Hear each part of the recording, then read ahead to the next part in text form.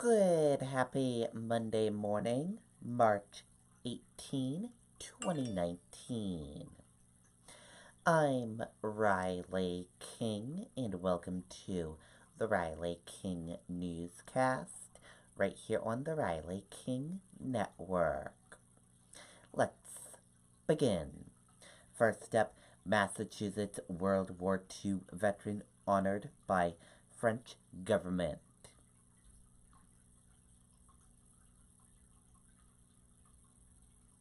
Let's take a listen to that video from WCVB Boston.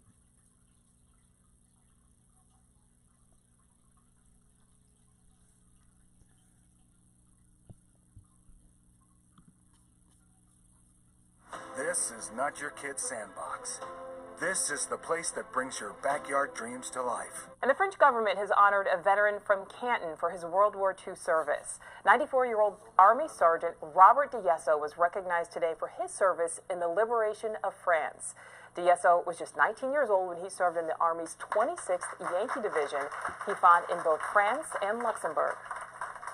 To have another country recognize you because of what you did was to free France up so they could become a country again. And I think that was a great privilege to be able to do it. Well, congrats to him. D'Yesso also has received 2 Purple Hearts and the Bronze Star for his service. Okay, and there you go on that video and that report.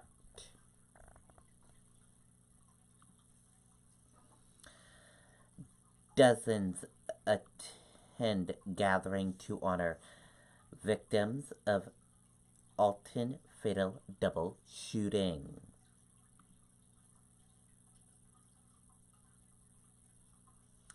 Let's take a listen to that video from WMUR News 9, Tim Callery.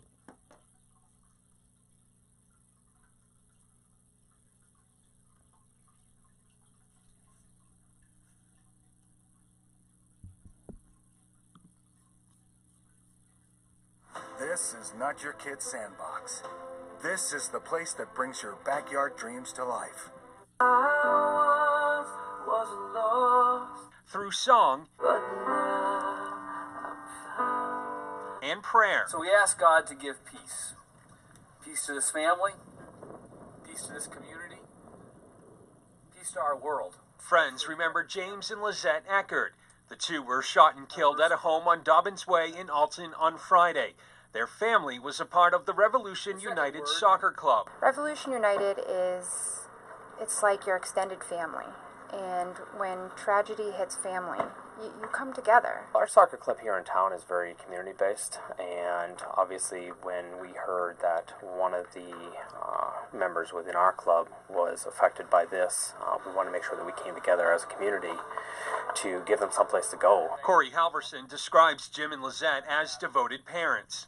They were parents that we saw on the sidelines almost at every game. If Liz wasn't there, Jim was there, and vice versa. But they made it to every game. They supported, the players that we had within the program. Club members say they wanted to come together not only to grieve themselves, but to show the Eckert family they are by their side during this dark time. Just kind of come together and figure out how to move forward and make sure the family also knows that we're supporting them as well. We just feel like we needed to be here today and support them, and it's just we're devastated.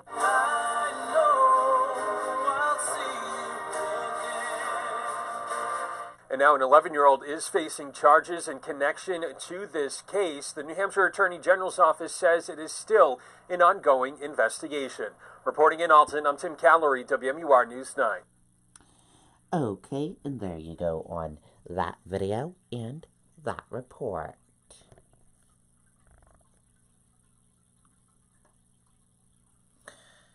Two children, one man killed in Western Massachusetts house fire, District Attorney says.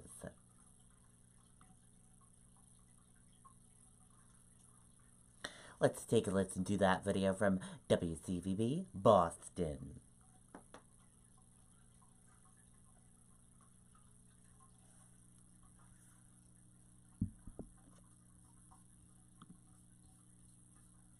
This is not your kid's sandbox. This is the place that brings your backyard dreams to life. And here is raw video from the scene.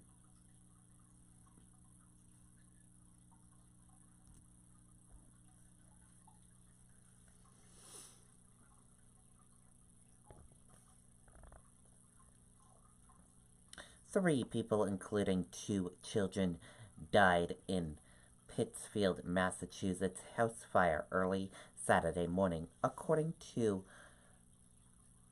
Berkshire District Attorney Andrea Harrington.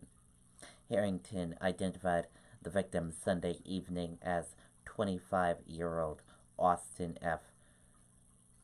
Jerzilk of Pittsfield and 6-year-old twins Casper and Siler Stone, also of Pittsfield. She did not indicate whether Gazarler and the twins are related. Pittsfield firefighters responded at 3:40 a.m.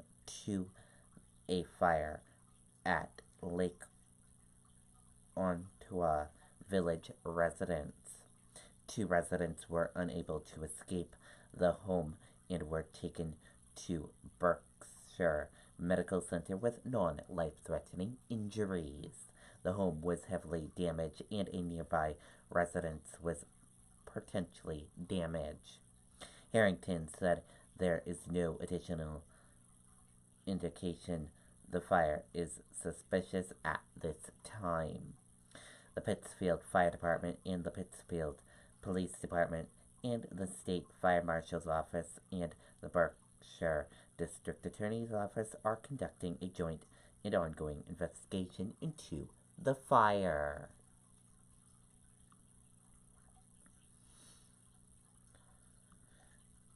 Pedestrian struck, killed by own vehicle on Interstate 95 ramp, Mass State Police say.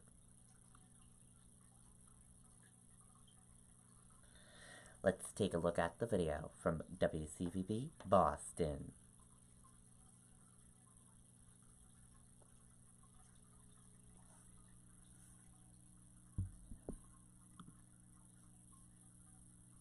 This is not your kid's sandbox. This is the place that brings your backyard dreams to life. And this is raw video from that scene.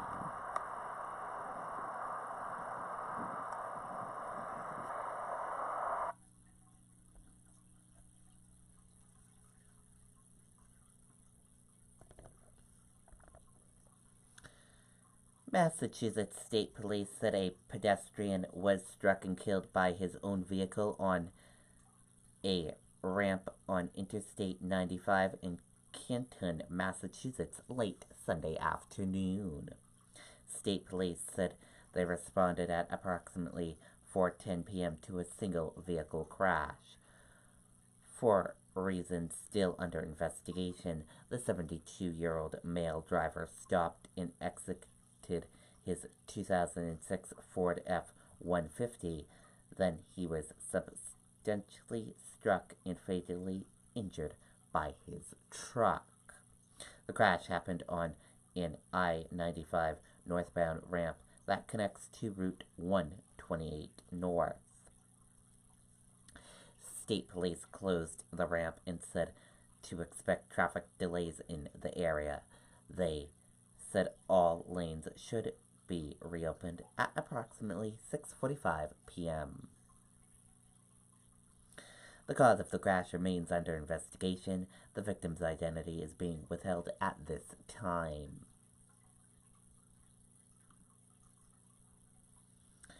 Chickens killed in Milton barn garage fire.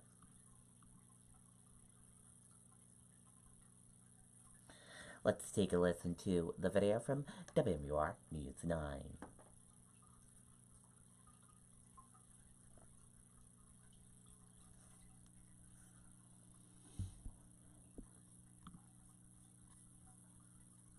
This is not your kid's sandbox. This is the place that brings your backyard dreams to life. Two firefighters suffered minor injuries after fighting this fire in Milton today. When crews arrived on Appleby Road, a barn and garage were up in flames. Firefighters were able to stop that fire from reaching the house. Some chickens in the barn were killed. No word yet on what might have started that fire. Okay, and there you go on that video and that report.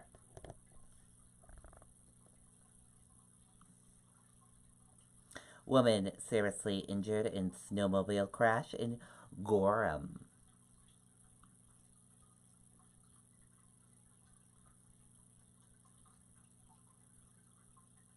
A woman was seriously hurt in a snowmobile crash in Gorham on Sunday at 5:25 p.m. in Gaston, 37 of Owings Falls, Maryland, struck a tree when she lost control while navigating a turn on Bear Spring Trail. Gaston was thrown from the snowmobile but was able to get herself back on the trail. Members of her riding party came to her aid and called 911. Gittins was transported by ambulance to Agensagen Valley Hospital in Berlin for further evaluation and treatment. Gittins was wearing a helmet. Inexperience is considered a primary cause of the crash.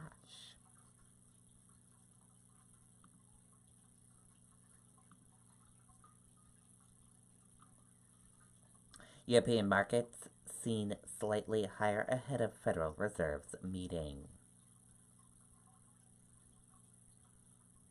European stocks are set to open slightly higher on Monday morning, aimed monitoring speculation that U.S. Federal Reserve could sound decidedly dovish at its policy meeting later this week.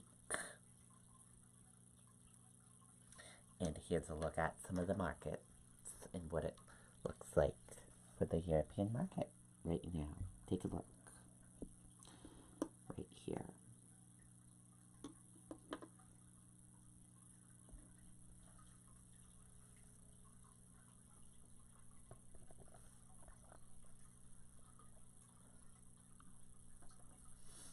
In weekend tweets, Trump criticizes late Senator John McCain.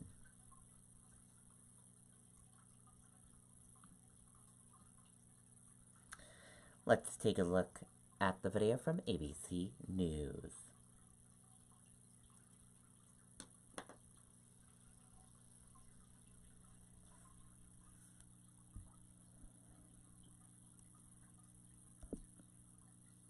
And the last stretch through the streets of Washington to the U.S. Naval Academy. But even as calls for political unity still echo from his funeral, a divisive confirmation battle for President Trump's Supreme Court nominee is about to begin. ABC's Kenneth Moten reports from the White House. Tonight, one final salute to the legendary senator. The procession taking John McCain to his final resting place at the U.S. Naval Academy. People waving American flags line the streets, a tribute to a patriot, complete with a missing man formation flyover. At his stirring memorial service, poignant words from former presidents, with pointed criticism of the downward spiral in politics. John detested the abuse of power, could not abide bigots and swaggering despots. So much of our politics can seem small and mean and petty. John called on us to be bigger than that. But daughter Meghan McCain's words reverberated the loudest, directed at the man who wasn't invited, President Trump. We gather here to mourn the passing of American greatness. The real thing, not cheap rhetoric from men who will never come near the sacrifice he gave so willingly. The America of John McCain has no need to be made great again because America was always great. The president seemed to respond directly, tweeting in all caps, "Make America Great Again." His campaign spokeswoman took a startling jab at those honoring the two-time GOP presidential candidate, Tweeting during the service, Trump ran for POTUS one time and won. Some people will never recover from that. Sorry, not sorry. Today, McCain's best friend saying his life and death offer an opportunity. There's a lesson here for everybody, including President Trump. Everybody makes mistakes. Those who admit it are seen by the public as bigger, not smaller. The calls for unity and respect will be put to the test immediately. Confirmation hearings for the president's Supreme Court nominee Brett Kavanaugh begin Tuesday. Battle lines are being drawn. Cases involving investigations of the president could reach the high court. He chose the candidate who he thought would best protect him from the Mueller investigation. Sources say Kavanaugh, who has advocated that sitting presidents shouldn't be distracted by investigations, is not expected to offer any commitment to recuse himself. I'm sure Judge Kavanaugh will follow the guidelines and recuse himself in cases where he should. And Kenneth Moten live at the White House for us. And Kenneth, there's also a major fight brewing over Judge Kavanaugh's records while he worked inside the White House under President George W. Bush. There is, with hundreds of thousands of pages of Kavanaugh's records have been made public, but lawyers for former President George W. Bush say that the Trump White House is withholding 100,000 pages, claiming executive privilege, angering Senate Democrats. Whit? Kenneth Moten at the White House. Thank you. Okay, and there you go on that video and that report. And that does it for the Riley King Newscast right here on the Riley King Network. I hope you all have a great rest of your Monday, and I'll see you back here later on today for another newscast. And I'll have a news report coming up in a little bit. Goodbye, everyone.